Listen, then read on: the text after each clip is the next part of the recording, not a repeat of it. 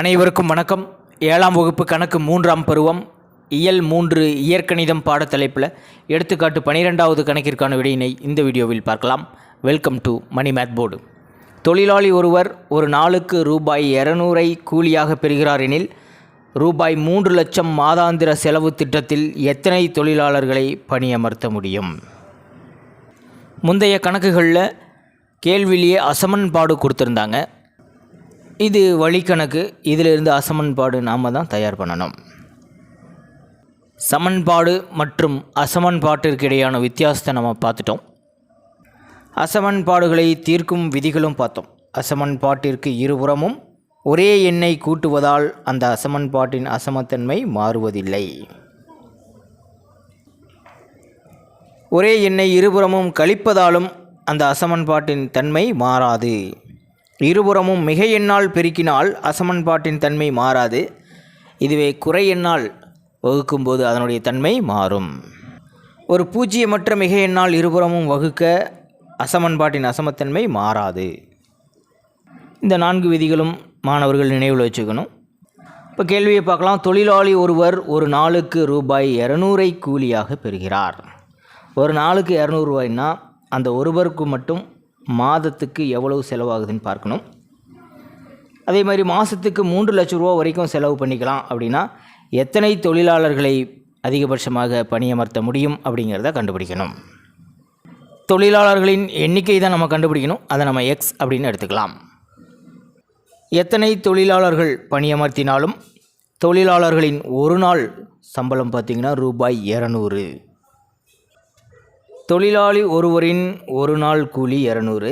X தொழிலாளர்களின் ஒரு நாள் கூலி அப்படிங்கும்போது எக்ஸால் 200 பெருக்கிக்கணும். ஸோ ரூபாய் 200 எக்ஸ். ஒரு நாள் கூலி தான் நம்ம கண்டுபிடிச்சிருக்கிறோம். மாதாந்திர செலவு திட்டம்.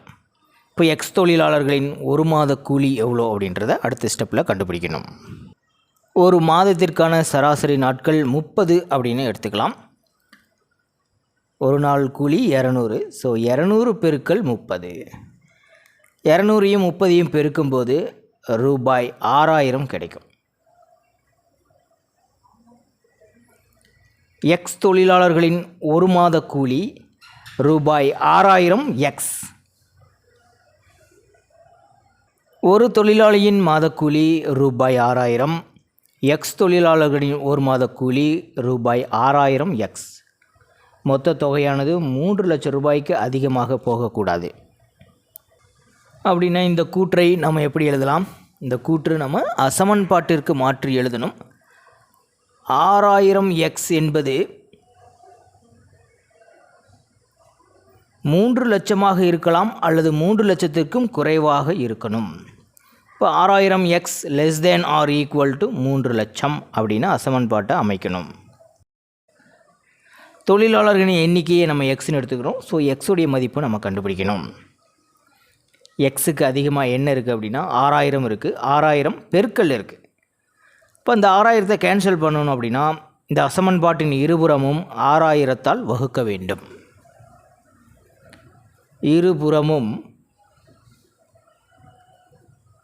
6000ஆல் வகுக்க. இப்போ 6000 x divided by 6000 less than or equal to 3 லட்சம் டிவைடட் பை 6000.